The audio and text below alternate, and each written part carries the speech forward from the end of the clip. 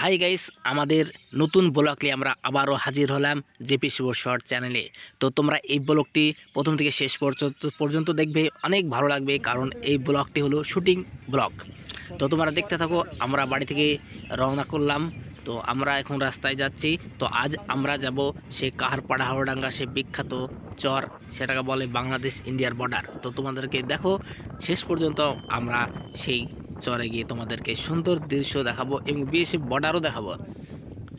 আমরা রওনায় দিতে গেলাম, এই দেখতে পাচ্ছ বাংলাদেশের সেই বর্ডার, সেই নদী, পদ্মা নদী। এই পদ্মা নদীতে অনেকেরই আসার স্বপ্ন থাকে, কিন্তু কেউ আসতে পারে না। তো আমরা সেই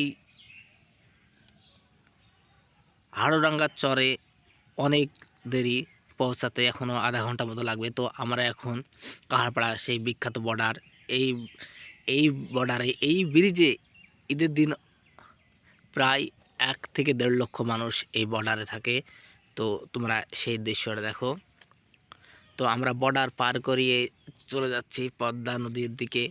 তো এই তো আমরা অবশেষে সেই হাওড়াঙ্গা চরে প্রবেশ করলাম। তো ওই পারে ক্যামেরা আমরা ঘোরাতে পারছি না, কারণ ওই পারে বাংলাদেশের বর্ডার, বিএসএফ এর অর্ডার যে ওই পারে ক্যামেরা ঘোরালি মোবাইল পকেটে পড়ে নেবে। তার জন্য আমরা তো ওদেরকে দুঃখিত পারলাম না ঘুরে দেখাতে। তারপর আমাদের সন্ধে হয়ে আসছে, আর একটি শ্যুট করতে যাব আমরা সেই নদীর ওই ধারে। তো